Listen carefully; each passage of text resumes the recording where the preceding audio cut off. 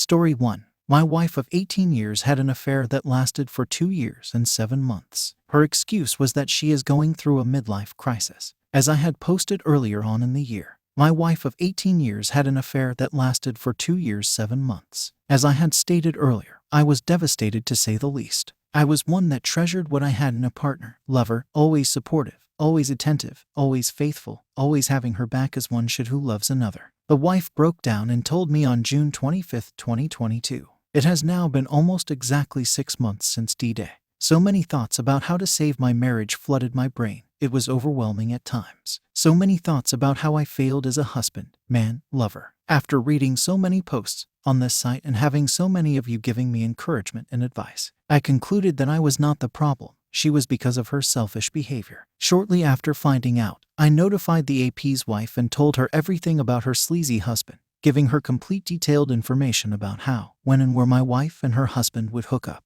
My soon-to-be ex-wife as of this month has moved out into her own apartment. Merry Christmas to her, LOL. We had no kids together. The only thing that we had keeping us together was love, respect, and honesty. She threw all those values out the window for almost 3 years while she was, as she called it, going through her midlife crisis. On that note, I called BS. I just wanted to thank everyone who gave me the encouragement and courage to do what needed to be done in order to save myself from someone who literally tore my soul apart. For those of you who are in the same boat, free yourself. Cut all ties with the cheater. They do not deserve a second chance at your soul just so they can repeat this crap again in a few months or years. We deserve better, and I have no doubt that we will find better in the future. If not, it really doesn't matter because for me, I will be leading a much happier life. Merry Christmas to everyone, and again thanks you all. Smiling face with smiling eyes. Now, let's get some reaction from the comment section. Reader comment. Good decision, congratulations. It is absurd to think that someone who cheated for 3 years is your wife. I think this is not a relationship, it's polygamy. Original poster. Looking back, my relationship was a sham, a lie, and a bad dream. I'm just glad I woke up. Reader comment. You are lucky. I think something went wrong in the relationship and your wife confessed. In a short time, someone new will come into your life and heal your wounds. Original poster. I don't know. Trusting someone again is really going to be a hard thing to do, especially at my age. I will just take life as it comes and be happy knowing I gave my all even though someone else couldn't. Reader comment. Opus, congratulations to you. It is amazing that the ones who give the most are the most crapped on. Midlife crisis is buying sports cars, changing hair, etc., not going out and having affairs. What most people think is that with 18 years of life together, that their partner will forgive them for their indiscretions and then not show any remorse that it happened. Sorry that you're going through this. Keep your head high. Do not speak to her. If anyone brings her up, shut that SHT down. If mutual friends say they don't want to get into the middle of it, then tell them they accept cheaters and then cut them out also. Original poster. All I can think about now is how I wasted a third of my life on someone who could not even keep a simple commitment. Being true to only one person is such an easy thing to do. It was never a burden on my part to stay faithful, strong, and supportive to someone you love. I guess that is what I get for living in a fairy tale world. Lol. Story 2. After 12 years of marriage, husband found out that she's still seeing her ex. I have been married for 12 years. I've actually known my spouse for about 25 years. Before marriage, she knew someone, and we actually used to date on and off. So eventually I had proposed, and we did end up getting engaged, but she was still talking to this other person. Eventually she did decide that I was the better choice and married me, but to be honest, I was hurt at the time. But I guess because of my feelings I was able to get past this. Though till this day she says it doesn't matter what happens before marriage, what actually counts is in marriage. So, we ended up getting married and it was fairly okay. I got married sort of young. Had just finished university and was in the process of doing some exams and looking for a job, etc. But she ended up working first and was pushing the idea of starting a family, which I was okay with, but I was still thinking about the past and the engagement, and I thought that she somehow would make up for all that, rather than just keep moving forward as if nothing happened at all. The marital relations were pretty infrequent, and rarely happened unless we were trying for a kid, and even during the early stages of our marriage it was like that as well. I really had to try to get her to be interested, and never once did she actually initiate anything, which made me feel unattractive to her and unwanted. About 3 years into the marriage, she apparently searched for that same guy online. I found out about that, but then she confessed to also writing him an email from a throwaway account that she never actually checked again or didn't get a response. I was of course upset. Fast forward a few years later, we did end up having an amazing kid. But around the same time, We did end up having a lot of problems from her side of the family and having to deal with my own parents getting chronic illness. During the pandemic, the guy actually contacts her after 10 years claiming he wants closure. Though that was the worst year of my life. The summer of 2019, she comes and asks me if there is a way to remove her number off the internet. I didn't think much of it. I then about 2 months later randomly go on my cell phone bill and see usage stats, and her text count was extraordinary, like 1K plus. I'm not one who snoops, but I don't know how I ended up seeing that. I see that the majority of these are from the same number: sent, received. I confront her, she gets annoyed but says she will not do it again. And I threaten, saying if it happens again that I am done. So, it happens again like every 3 minutes, 4 weeks it seemed. Eventually, this guy comes and flies over from another country to see her in March. I didn't know about this until the summer after, which literally after everything destroys me emotionally. Before the summer, I had contacted him as I found his contact info and sent him some really nasty messages. I don't know if that had disrupted their relationship or he was afraid of his own wife finding out. A month after that, she comes and confessed everything to me and says she is extremely sorry and will never do it again.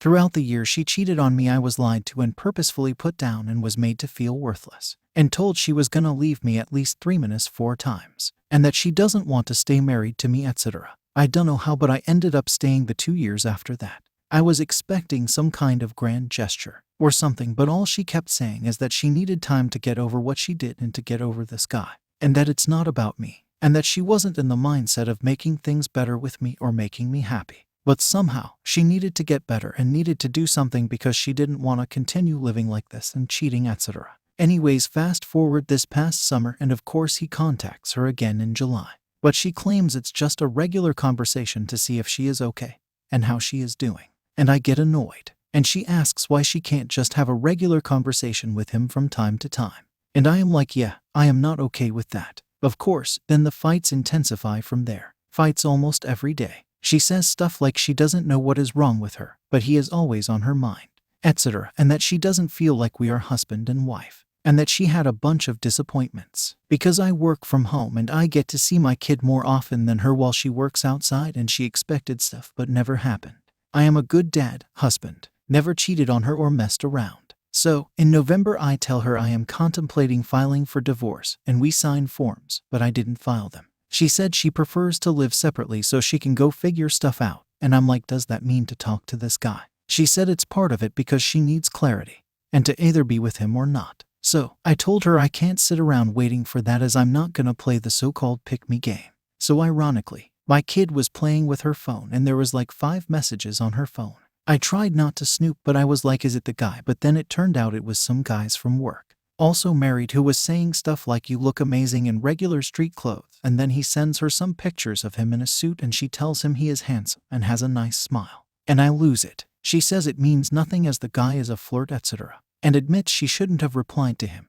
But how is it her fault? She says what he says. I said because you enabled it. And she says it's not a big deal and means nothing. This pushed me the next day to go file the forms. And even further, I waived the waiting period from 6 months down to 2 because we have a kid. Anyways, now, after I file, her tone shifts and speaks. She talked to him, and he doesn't seem to be the person she thought, as before they would just talk about feelings, etc. But now that she knows what is regularly like, she's not interested in him anymore. Now I think about my kid and everything, and I don't know why I have guilt in filing, and why I am even contemplating for a 1% chance that I may dismiss the case. For what? Seriously, after all this hell. Now she says, why don't we turn the page? And this is all ridiculous and wasn't worth any of this. My brain knows that this isn't good for me. But my feelings, man, this is difficult. My friends and family that I told, which are few, say stay strong and let the forms go through, as this seems manipulative. That once you dismiss the case, it'll go back to what it was again. We both work, etc., so it's not financial independence. She is stuck living with me for a few more weeks until her place is available. Then it's about another month or so before our hearing. I appreciate you reading my long post and your thoughts and support. This process is not easy. Reaction: you are clearly her plan B. She has been lying to you from the beginning of your relationship, when she was dating both of you at the same time, and then told you that you were the better option. That was a lie too. She decided to choose you because she was rejected by the affair partner because she wasn't good enough for him. He had options and he went for his wife and kept plowing your wife on the side. Your wife is his side chick. You so happen to be the fallback guy for her. Make sure you get a DNA test on your child. She wanted closure after 12 years. Common, my guy. You must be the weakest simp to believe her. Make sure you follow through with the divorce or else face the emotional torture of watch another man use your wife as a drive-through. I guarantee you that she is the one that was reaching out to her affair partner. Not only her affair partner, but the guy at her job, and that's just the ones you know about. The truth is that she doesn't love you. You are just the guy she settled for. And don't forget to tell the affair partner's wife. He thinks he can take a dump on your lawn and have you pick it up. Story 3. I discovered she had been texting with an AP for a month, sending pictures in underwear and receiving D-pics. Hello all, have been here for about a month. D-Day was October 25th, my 19th wedding anniversary. I was installing some charging docks for phones etc. in our kitchen when my WW of 19 years I watched dinged and a message popped up from Vanilla. After reading the message, I discovered she had been texting with an AP for a month, sending pictures in underwear and receiving D-pics, sexting and flirting back and forth. They had a one-night stand at her college reunion in September, and she told me 5 days after returning from it that she was considering separating and was unhappy in our marriage. For a month I threw myself into self-work, saw doctors to deal with depression, started counseling and trying to repair what I thought was my soul damage to our relationship. All the while she was going back and forth with this guy. On D-Day, she was at a professional work function in the evening, and I sent her screenshots of everything with the message, "You've made me feel crazy for the last month and now I know the truth. Come home and explain this now, or we are done forever." She came home, we put our kids to bed, and we went to our car to keep the kids from hearing. She initially denied anything, then admitted to everything. At her reunion she had met him. They had flirted. At the end of the night he asked for her room number and showed up knocking on the door to let him in. She did. Foolishly I asked for details and exact facts, which she shared. He was amazing in bed, had a massive D, and knew how to use it. She said she was unhappy and broken from her mother's passing unexpectedly in March and held a huge amount of resentment towards me for not helping her through it more. I had been there for her all summer, but I will admit I struggled with depression from trying to help our 4 children navigate the loss of their grandmother, who was also their babysitter from birth. They are between 10 and 12 now. I was devastated. This was the one thing in my life that I thought was irrefutable. We were married and committed to each other. Now I have seen that I was, and she had checked out with only passing comments of these types of things will be the reason we split up, which I took as blowing off steam, not actually where she was at. She admitted it would have continued had I not caught her, for probably one more time, which I don't believe. We had a month of whirlwind fights, attempts to reconcile, more arguing and finally moving towards a path to work it out. I was excited at the new aspects of intimacy this revealed, but I think it was very one-sided for me. Early in December, we attended my work's annual Xmas party. Had a great time, but I was drinking and blacked out after leaving. From what she has told me, I became angry and extremely hostile when we got home, in response to her wanting to just go to bed. I do not recall any of it still. I called her a WHORE, told her she would be a WHORE for him but wouldn't do anything like that for me. She said I was enraged and wouldn't calm down. She almost called the police. The next morning, I had no clue what had happened, but woke up on the couch and assumed we had a fight, and I went to bed. I took one of our kids to their game and called WW on the way home, and she told me what happened. So now we are 3 weeks after that, and neither of us have the bandwidth to work with each other. We are living like platonic buddies who hug and maybe kiss once a day, and that's it. She is trying to get through the first holiday without her mom, and I feel like I've given her the leverage to leave. She no longer is the sole bad guy. In speaking with my counselor and doctor, I may have had an interaction between an anti-depression med and the alcohol, but it doesn't excuse or negate what I did. Even further, I don't remember it and I'm extremely upset about what she says I did. I feel like I am at the end of us, and we are just going through the motions, and the other shoe is going to drop after the holidays. She is very sad and upset about her mom, and this time of year is weighing heavily on her. Yes, I know it's almost textbook, loss of a parent. She felt empty inside, found common ground with this guy, had the affair, and is not completely regretful. She has said to someone else in a message that it was dumb and her fault, but he was probably one of the best Fs in history, and I'm struggling with how to move forward and not trust her in the future. I am trying to save my family. My kids were devastated by the loss of their grandmother. I do not want to add yet another massive trauma to their life. I know there are the "you should have left her that day" folks out there, but 22 years together, 19 married, and 4 kids doesn't make that so crystal clear of a decision. Not sure how to go forward. I just feel like I'm on a hamster wheel of waiting and postponing the inevitable. Looking to hear perspectives from those who have made it possibly. Thanks in advance. Reaction: she took a dive on another man's D out of resentment because you didn't help her through her mother's passing. Can't make this SHT up. Surely there are other ways to show resentment without jumping on some other guy. She is just blame shifting and gaslighting you.